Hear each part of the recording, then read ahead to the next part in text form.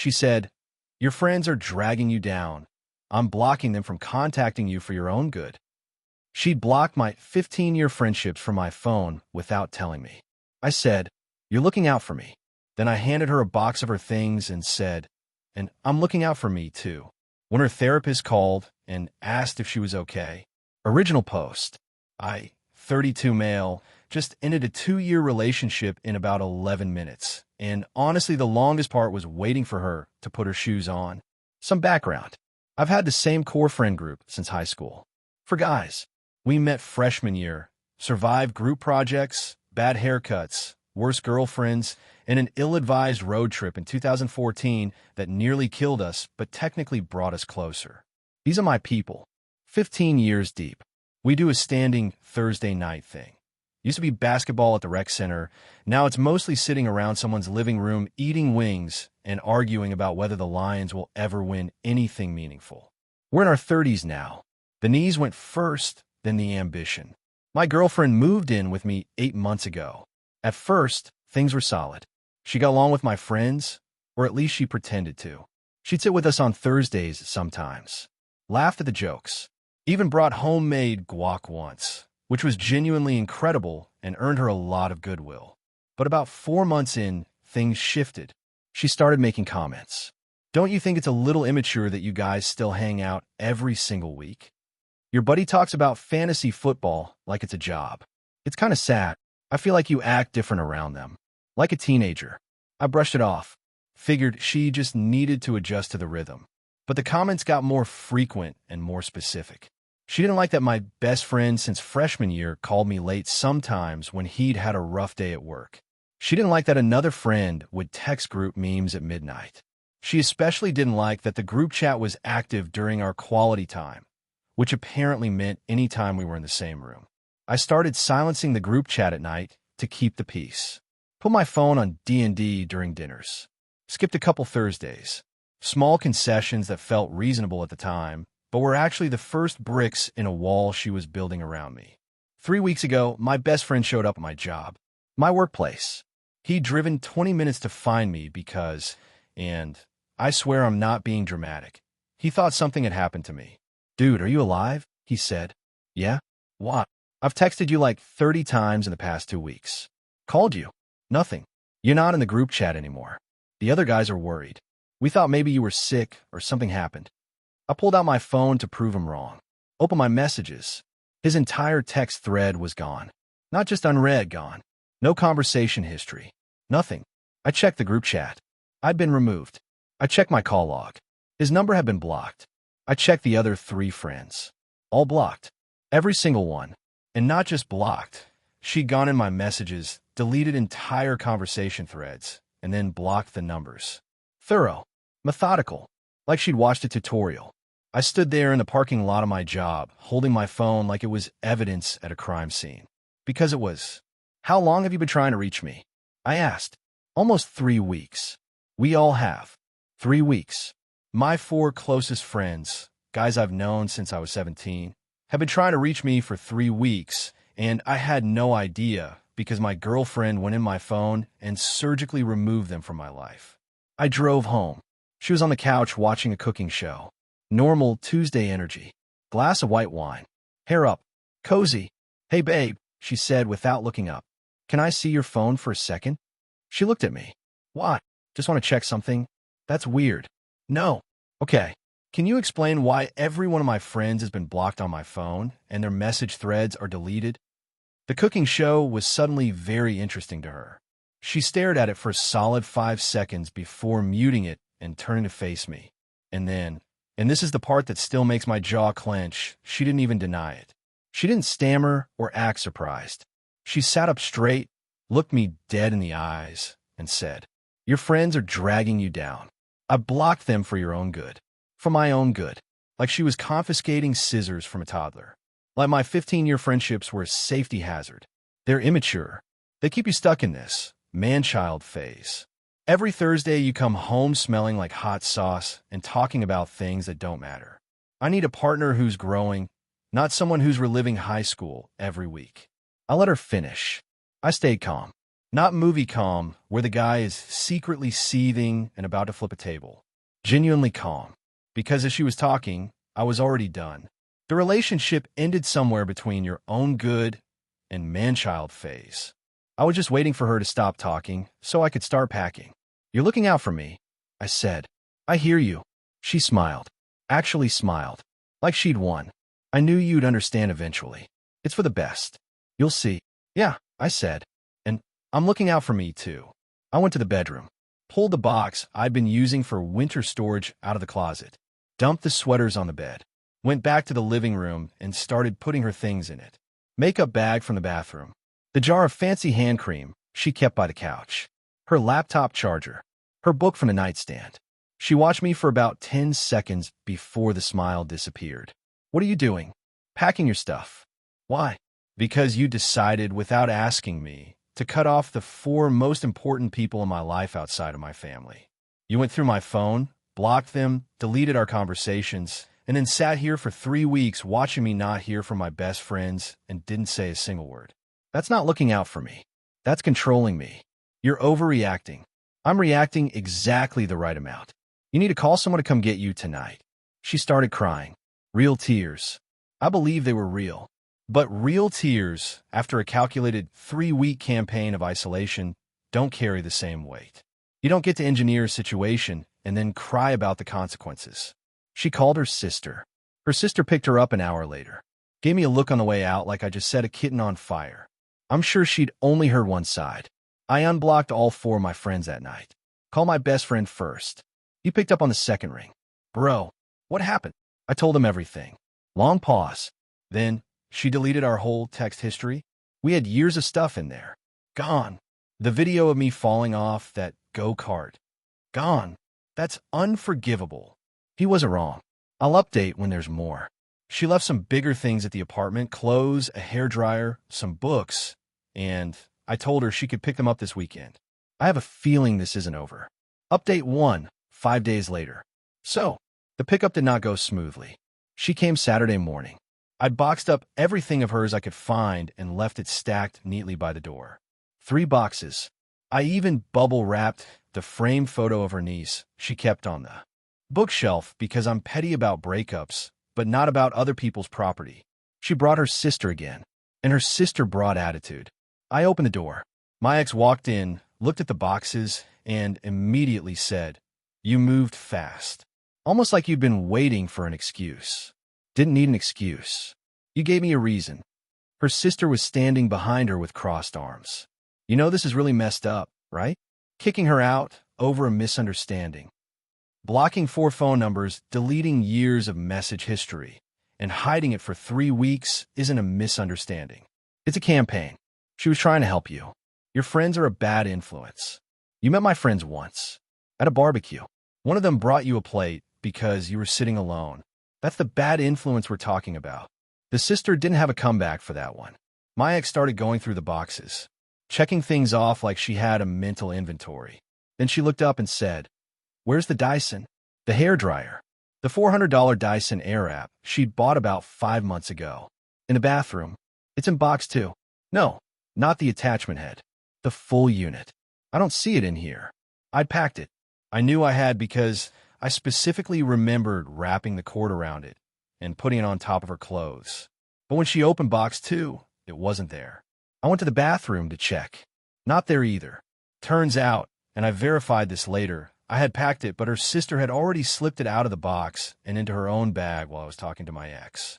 I didn't realize this until after they left, and I was reviewing the doorbell camera footage I'd installed 2 months ago for package theft. Clear as day.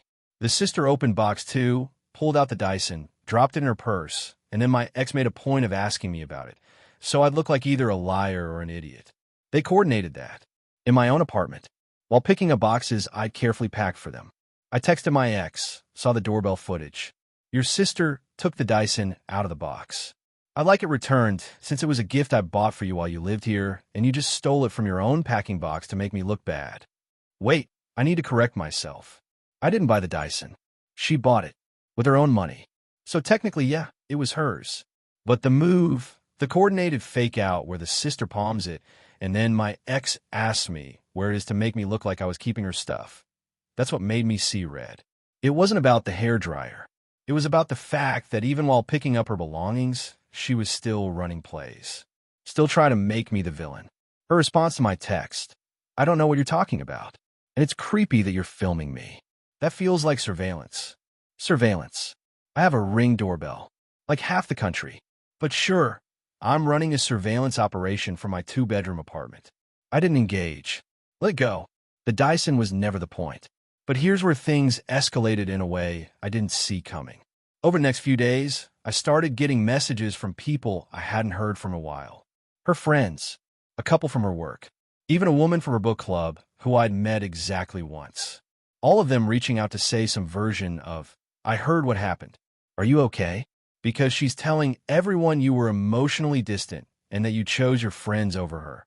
And when she tried to talk to you about it, you kicked her out on the street with no warning. That was her narrative. Not the phone blocking. Not the deleted messages. Not the 3-week isolation. Just, he chose his friends over me and threw me out. And here's the thing about that kind of story. It's technically adjacent to the truth. Like if truth was a building, her version is standing across the street, taking a selfie with it in the background. There are facts in there. I did end things. My friends were a factor. But the framing removes every single thing she did and makes her the victim of a guy who just didn't prioritize her. I wasn't going to go on a PR campaign. That's not me. But when her book club woman texted me, I replied once, clearly, "I appreciate you reaching out."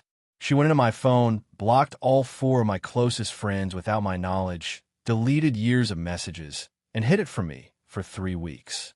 I ended the relationship because of that. I wish her well, but the story she's telling is missing some significant context. That's all I said. Once. To one person. It got back to my ex within hours. She texted me, "You're telling people my private business? That's disgusting. Your private business?" You went into MY phone. Those were MY contacts. My messages. My friendships. The only private thing here is the PIN code you apparently cracked. I didn't reply. Then came the move I genuinely didn't expect. And it involves her therapist. Buckle up. Update 2, 9 days later. I need to preface this by saying I have nothing against therapy. I think everyone should go. My ex had been seeing a therapist for about a year before we even met, and I always respected that. She'd go every other Wednesday and come home in a reflective mood. Good for her. Mental health matters. But 4 days after the pickup incident, I got a phone call from a number I didn't recognize. I almost didn't answer because I'd been dodging her sister's calls all week.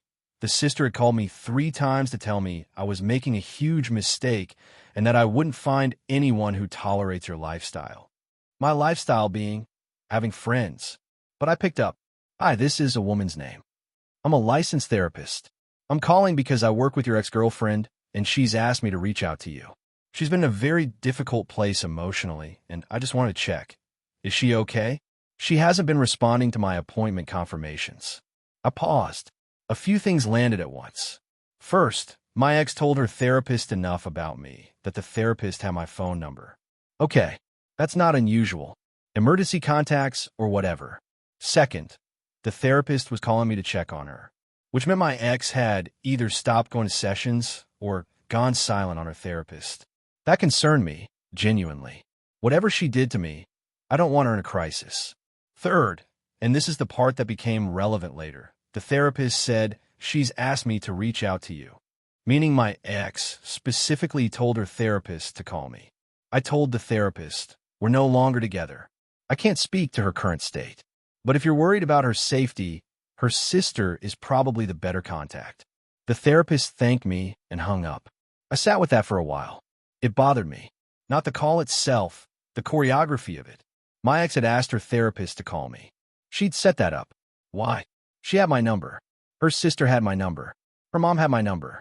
She didn't need a therapist to check if she was okay. She needed a therapist to make me wonder if she was okay. It was another play. Subtle. Almost invisible. But I'd spent 2 years learning the playbook, and I could see the formations now. She wanted me worried. She wanted me guilty. She wanted the guy who packed her boxes to lie awake thinking, what if she's not okay? Because that's the crack in the wall she could work with. One crack of guilt, and she's back in the apartment with wine and a cooking show and a new excuse for why going through my phone was actually an act of love. Not happening. But here's what had happened, and this is the part that made everything click. My best friend, the one who showed up at my job, had been doing some thinking since I told him the full story. And he asked me something that completely changed my perspective. Has she done this before? Not just with you. With anyone. I didn't know. So I did something I probably should have done earlier. I called her ex before me. Yeah, her ex-boyfriend. The one she dated for a year and a half before we got together. We'd met once, briefly, at a mutual friend's party about a year ago. He seemed like a normal dude. Quiet. Kind of tired looking. I tracked him down through a mutual contact and called him. I told him I wasn't trying to be weird, just trying to understand a pattern. His response, she isolated you from your friends? Yeah. Did she start by just making little comments? Like your friends were immature, or a bad influence, or taking up too much of your time? Exactly that. And then she started going through your phone? She blocked 4 numbers and deleted the message threads. He went quiet for a second. Then, she didn't block anyone on my phone, but she would delete texts from my friends and then tell me they never wrote. I'd text them and wonder why they weren't responding, not knowing she'd deleted their replies. I thought my friends were ghosting me. It took me months to figure out what was happening. Different method. Same playbook. He said by the time he caught on, he'd lost 2 close friendships entirely. Not because his friends stopped caring, but because he'd become distant, confused, isolated, second-guessing why nobody seemed to want to talk to him. When he finally confronted her, she told him the same line she told me. I did it for your own good. For your own good. The same words. Verbatim. He also told me something else. He said she'd used a therapist on him too. Different therapist back then, but the same move, going quiet, having the therapist reach out, creating a concern cycle where the ex-boyfriend felt responsible for her emotional state even after the breakup. He'd gone back to her for 2 months because of it before finally cutting things off for good. I thanked him. He said, I'm glad you figured it out faster than I did. Now, here's what I did with all of this. And I want to be clear, I didn't do anything dramatic. I didn't go on a scorched earth campaign. But I did protect myself and the people around me methodically and permanently. Step 1. I drafted a clear, calm, detailed written account of everything that happened. Timeline. Dates. What she did. How I found out. The conversation. The breakup. The doorbell footage incident. The therapist call. The confirmation from her ex. I printed 2 copies. One went in my filing cabinet. One went to my best friend in a sealed envelope with the instruction, open this if she ever claims I did something to her. Because after seeing how she operated, the rewriting of history, the surveillance accusation, the leveraging of mental health professionals, I knew the next play could be something that puts me on defense. And I wanted documentation that predated any potential accusation. Step 2. I sent a brief, polite email to the therapist. Not about my ex's treatment. I have no interest in that, and it's none of my business. I simply said, I want to inform you that I am no longer in a relationship with your client, and I do not wish to be contacted regarding her well-being. Please remove my number from any records. If she is in crisis, her family contacts are her sister and her mother. Professional. Boundaried. Done. Step 3, and this is the one that mattered most. I called each of my 4 friends individually. Not a group call, not a text.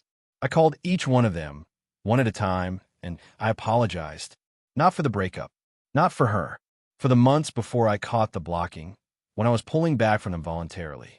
The skipped Thursdays, the silenced group chat, the slow fade that I thought was compromise, but was actually the early stages of isolation. I apologized for letting someone convince me, even gradually, that the people who'd been in my corner for 15 years were somehow the problem. My best friend said, you don't need to apologize. We're good. We've always been good. But yeah, don't do that again. Fair. One more thing. Her sister called me one final time. Left a voicemail. This is roughly what she said. You are a deeply selfish person. My sister gave you everything, and you threw her away because your little buddies are more important. She's devastated. She can barely eat. I hope you're happy with your wings and your fantasy football, because that's all you're going to have. I saved that voicemail, added it to the file, not because I think I'll need it, But because every time I start to doubt myself, every time I start to think maybe I was too harsh, I can listen to it and remember exactly what these people think a healthy relationship looks like. One where you have no friends, no privacy, and no autonomy, and you should be grateful for it. Update 3. Final, 2 weeks later. Last one. Promise. The dust has mostly settled, but the last 2 weeks had a few final chapters. First, the therapist situation resolved itself. After I sent that email requesting no contact, the therapist responded professionally, acknowledged my request, confirmed my number was removed, end of story. Clean. But about a week later, my ex texted me, "I can't believe you emailed my therapist. That's a violation of MY privacy." I didn't respond. But let me just address this for the audience. She told her therapist to call me. She gave the therapist my number. She orchestrated a wellness check designed to keep me emotionally tethered. And when I drew a boundary with the therapist, politely, in writing, I'm the one violating her privacy. The logic is a pretzel. A burnt, unsalted pretzel. Second, the mutual friend network sorted itself out naturally over the past 2 weeks. Her version of events made the rounds. My single, factual correction to the book club woman also made the rounds. And what happened is what usually happens when two stories compete. People compared notes. A few of her own friends started asking questions she didn't want to answer. I know this because a woman I'd never met DM'd me on Instagram and said, "Hey, I'm friends with your ex. She told us you kicked her out for no reason." But another friend said there was a phone thing. I don't want to pry, but she's been acting erratic in our group chat, and some of us are worried. I didn't give her the full story. I just said, I'd encourage you to ask her directly about what happened with my phone contacts. The full truth matters, and she should be the one to tell it. That was it. No screenshots. No expose. Just a redirect back to the source. From what I heard through the grapevine after that, at least 2 people in her friend group did ask her directly, and she didn't handle it well. Apparently, she told one of them to mind her own business and told another that everyone was ganging up on her. When people ask a simple question and you respond with hostility, it tells them everything the answer would have. Third, and this was unexpected, my ex's mom reached out to me. Not to yell, not to lecture. She sent me a text that said, "I heard some of what happened. I don't know all the details, and it's not my place to get involved. But I want you to know I think you're a good person. I'm sorry it didn't work out. I appreciated that more than I expected to." I told her I respected her daughter and hoped things would get better for everyone. I'm in it. I don't hate my ex. I genuinely don't. But I can acknowledge someone has a serious pattern of harmful behavior and still wish them well from a very, very far distance. Her sister, on the other hand, never came around. She sent me one final text about a week ago. "You ruined her. I hope that sits with you." It doesn't. Not even a little. You know what to sit with me? The 3 weeks I spent wondering why my best friend had gone quiet. The confusion. The self-doubt.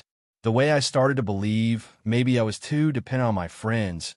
Maybe something was wrong with me for wanting to see them every week. That sits with me. The slow poison of having someone you love systematically dismantle your support system and then tell you it's medicine.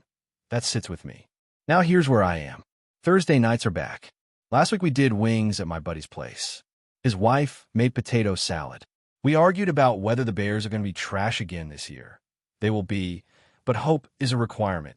I got home at 11:30 p.m., sat on my couch in my quiet apartment, and felt something I hadn't felt in months. Normal. Just normal. I'm not going to pretend I'm fully healed or whatever. Some nights, I still reach for my phone, expecting a text from her. Some mornings the apartment feels too still. I've caught myself rehearsing arguments with her in the shower, which if you've never done that, congratulations, you've never dated someone who made you doubt your own reality. I went back through my phone after the breakup and tried to recover the deleted message threads. Couldn't get most of them.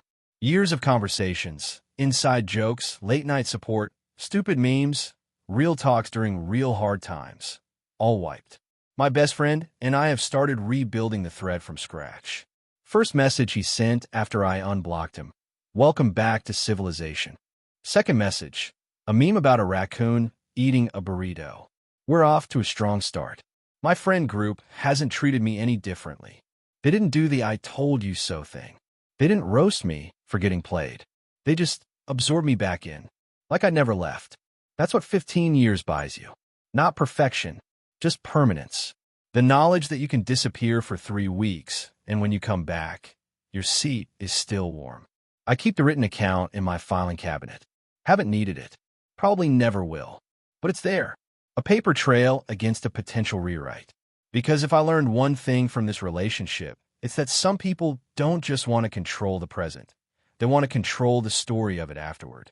And the best defense against someone rewriting your history is having it written down first.